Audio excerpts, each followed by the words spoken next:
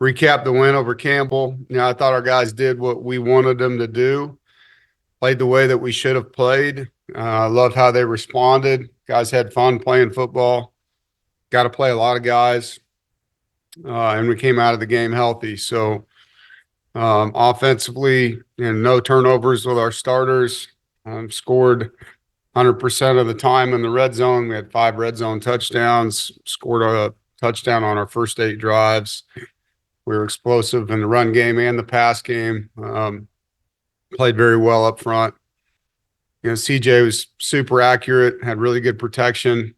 Receivers did a nice job executing routes, and we spread the ball around. The running backs, tight ends, wideouts all played well with and without the ball, and some really good down the field blocking by our receivers. It was great to see, just so many explosive plays with different guys, and seeing Cody Hardy have an explosive play. You love rewarding big guys that do what they do in the trenches so much. Hollywood and Duke both played well. Negatives, our backups when they came in, turned the football over. Obviously a play we'll learn from, but it was good to get those guys those reps. On defense, tackled much better, stopped the run, less than 2 yards a carry. Only 2 missed tackles the entire game. And a lot of guys played. I was proud of the guys, that played in different spots too. You saw Assad Brown playing strong safety, Javon Bailey playing at nickel, Caden Fordham was playing at the Mike, Kenny Soares at the will. So, guys were playing that had played for us, but playing in different positions and executed well. Did a nice job throughout the game with corrections. They were doing a lot of stuff with 2 quarterbacks in the game, so there was a lot more going on there on the sideline than people probably know. But we had 2 4th down stops, forced a turnover. Guys did a good job. Big negative, there was a penalty with our starters, 2nd and 26. We had him behind the chains, and Ronnie throws a guy when he's out of bounds and let him off the hook. And, a lot of our mistakes right now are young players. That's part of playing young guys, and it showed up big time on special teams. A true freshman muffed a punt, fumbled another punt that he recovered, Teddy. And obviously Terrell came in and did a great job as our punt returner, so that was a positive. Penalty on LaCorian, true freshman, on a touchdown punt return. So, our young guys got to quit playing like they're young and play more mature when they're in the game and take coaching. And it's like I told him in the meeting room, you came here to play, you're getting the opportunity to play. You need to play like an older player from a maturity standpoint. And that goes down to how they practice, and the older players staying on those guys as well. Caden Fordham had Caden Nooncaster had another great game punting the football. And we didn't punt much in the game, but it had a 40-yard net with no returns. And so we've improved in some areas, and obviously offensively and defensively. I thought our fans were awesome, coming out. And the ones that stayed the whole game, like I said, after, it's just awesome to have guys do that. And the upper deck, it's just amazing. You're in the sun the whole game, and you're there cheering the guys on. It means a lot. And you don't get to see us for a while. We're gone for a month. And so at Notre Dame this week, and then a bye, and then at Pitt. And so, we'll miss being in Carter Finley here for a little bit. And now on to Notre Dame, a great opponent, very physical football team, big offense and defensive lines. Tight ends are, 6'6". The 2 running backs, super impressive on film, and what you'd expect when you play them.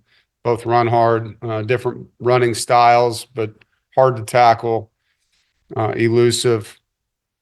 Receivers are playing well, number 6 and number 0. And we played against Fields, when he was at UVA. He was a really good player then. Tight end, like I mentioned earlier, is a big, tall kid. He's their 4th leading receiver. Their tailback Love's our 3rd leading receiver. And, there's matchup issues when you're covering 0 as big as he is. Defensively, they play really hard. They're physical. Their front linebackers and safeties are good tacklers. They play square. They use their hands. They do a good job mixing up coverages, zone and man, line stunts and pressures. and they've improved as the years gone on, which happens, when you have a new defensive coordinator. And I know Chris well, he's a good friend and he's a really good football coach. But when you take over a system, it takes a while for the guys to adapt and adjust, and they've gotten better and better. The last 2 games, Arkansas and Boise, held them both to less than 10 points. So, special teams, it's probably one of the better special teams groups in the country. They'll take risks. They're going to run a fake or field goal fakes, punt fakes. So you have to be really sound with how you prepare against those units, aggressive with their blocks. So our protection and our punt units, our protection and our field goal units has got to be dialed in, and excited for the challenge. I love playing against physical, aggressive teams like this, and a great place to play with the tradition and history of South Bend and playing at Notre Dame. It's been a while since we played them, so excited to have that opportunity, and our guys are excited. And so, questions? Corey, you want to start us off? Dave, obviously, you knew that Hollywood Smothers had the capability to be the type of back that he's shown this season, but to this point, he's averaging over 135 yards per game between rushing and receiving. Has he surprised even you a little bit in terms of his production and what he's been able to do on the field? No, not at all. I knew last year as the season wore on, and how explosive he was, and that if he would have the offseason that we needed him to have where he could sustain his health, that he would be what he is, what you're watching. And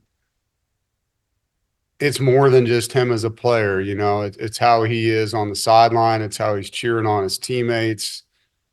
He is a very, very integral part of the success of our team when he's in the game and when he's not in the game.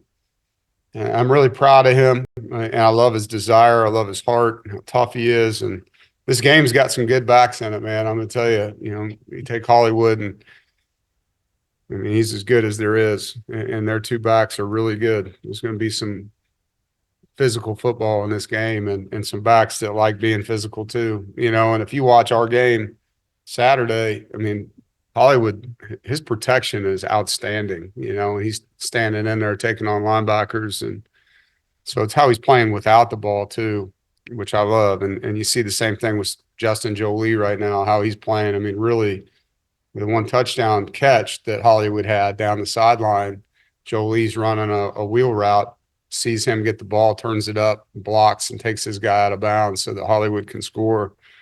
That unselfish play is just it's really awesome to watch. Thanks, Dave. Jaden? You mentioned Chris Ash and just your friendship. Have y'all talked at all leading up to this game at all, or during the season? We're not going to talk this week, no. But yeah, we talked during the season and off season, and Chris and I went to college together, played football together, coached together at Drake and at Wisconsin. He's a great guy. He's a really good football coach. And so, yeah, it's exciting, to play against anybody that you respect. And I have the utmost respect for Chris and him as a person and a coach. James? Dave, you were able to get Josiah Victor a lot of snaps this past week against Campbell. Just evaluate his play and maybe if he's earned a bigger role moving forward. Yeah, no, we've first of all, impressed with how he played in the game.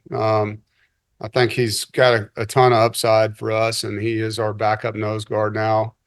And so his role, it just depends on, the game we're in, and rotating him and Cleve to keep Cleve healthy and rested, and making sure that those 2 guys can be fresh in the game.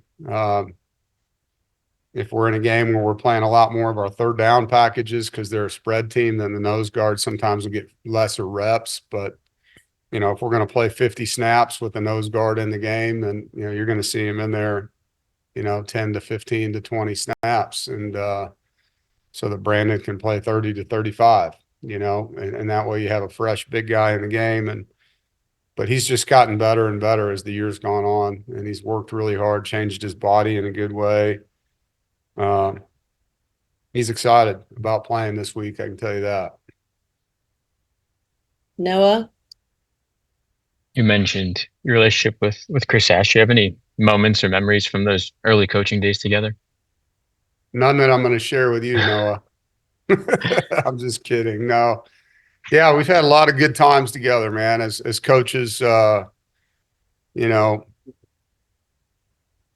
back to when we were GAs. I mean, Charlie Partridge and myself and Chris and Brendan Daly, who's the linebacker coach for the Kansas City Chiefs. We were all working together at Drake, and taking care of the locker room. We remodeled the locker room. We used to go out and mow the grass and paint the fields, and it was a one-stop shop. You had to drive the bus, you had to cut up the film, you had to coach your guys, you had to recruit in the area, you did everything, and so we learned from the bottom up how it is to coach football together.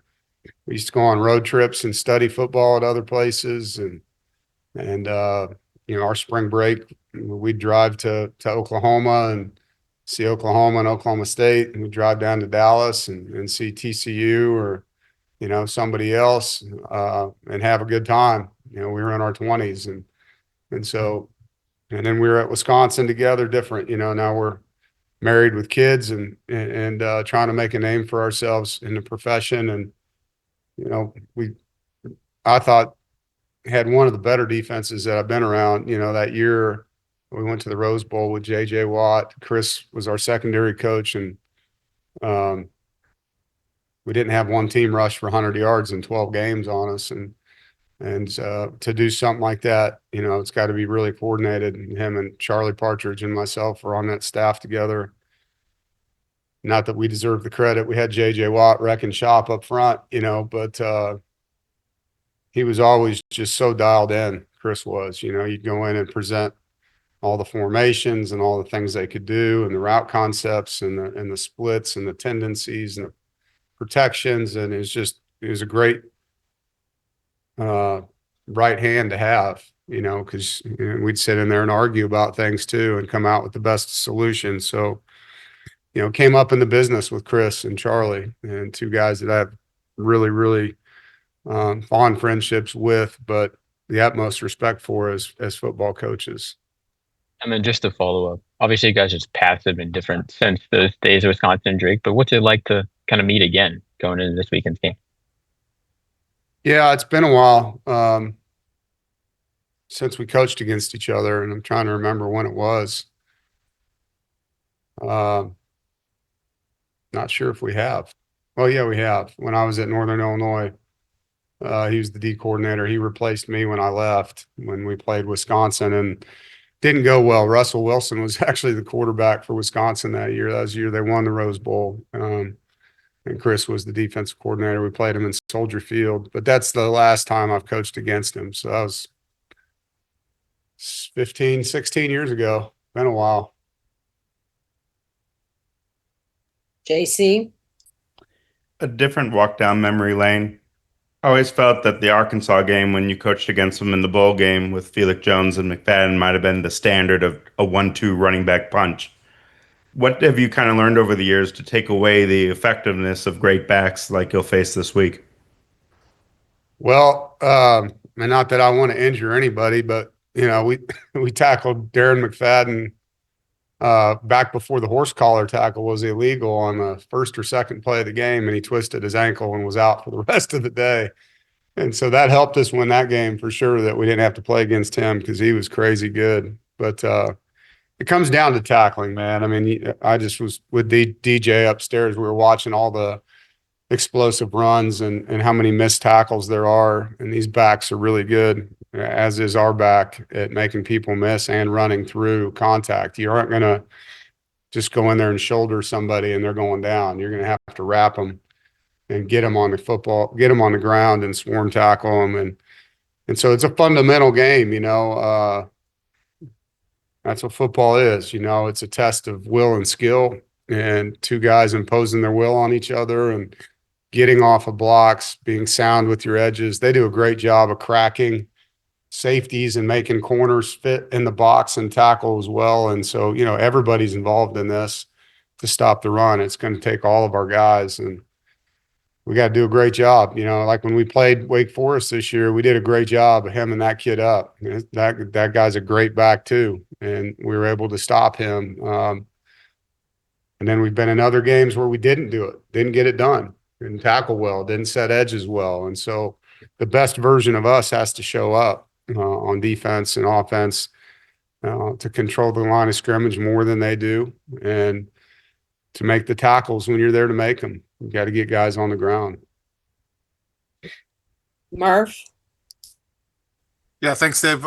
You guys haven't been up to Notre Dame since 17, so maybe outside of a transfer here or there, your guys haven't experienced up there. I know you play in a lot of great environments, but is there anything different, special about playing a game up there? And obviously, some teams in your league are playing them every year, like Clemson. Would you like to get into a situation where you're playing Notre Dame more often? If they were in our league, I would. I mean, they're not in our league, and so to me, that doesn't make sense. But like I said, I'm all in favor of playing more league games. I think that'd be great. Play as many league games as we can. But it's great to get to play them every now and then, and it's a special place to play. There's no doubt. You know, the history and tradition of college football itself. You know, so it'll be a great experience for our guys as far as anything unique. I mean, it's just a crowd noise thing, you know. So when you have over 70,000, I think it's 77,000 for them plus. You know, crowd noise comes down to how you play, and you got to do a great job offensively of staying on the field and, you know, winning your third down opportunities and not letting their fan base, you know, be the 12th man. And that's hard to do.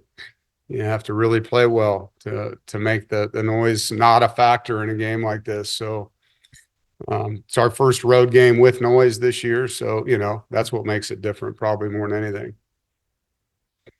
Noah. Yeah, CJ is fourth in the country in passing yards for the first 6 games. You know, how would you just evaluate what you've seen from him halfway through the year? Well, when you have a quarterback playing like ours, you got a chance to win every game. And he's playing at a high level. And if you ask him, he's got a lot of improvement he can still make. You know, I mean, he's really hard. He's very competitive on himself, and he wants to play as well as he humanly can to help his team win. He's always trying to get better, trying to find an edge. So, you know, and the guys around him are playing well for him. And that's the other thing, you know. I mean, there was a lot of, and he completed over 80% of his balls, but there was a lot of guys making good catches too. You know, they weren't all thrown right in their face. There was guys having to catch some balls behind them or adjust their body. And so I was proud of the way we caught the football, not just how we threw it, but guys making plays for their quarterback. That's a big deal, man. And because it's not going to always be easy. Sometimes he's going to have to, you know, put a ball a certain place because of where coverage is. And that's been something I think we've done well this year, is relate to the football. And he throws a catchable ball most of the time. The velocity is not an issue for guys, and they can adjust their body and make plays for him. And then nickel has kind of been a spot you guys have been pretty banged up at. What was it like seeing Javon go out there and play, you know, as well as he did in this game? Pretty banged up is an understatement. Very proud of Javon Bailey. He made some mistakes, you know, one touchdown down in the red zone's a play that should have been a dead play for us. And again, young guy, they changed the formation with motion. He didn't see it. And, but he played hard. He was physical. He was productive. He tackled well. He had a lot of energy. He was not nervous at all, you know, and excited for him. You know, I'm proud of him. Like I said, you know, the guys that had to step up, stepped up, and he was one of them. All right, Coach, it looks like that's everything for today. Okay, guys. Thank you. Have a good day. Thanks, everybody.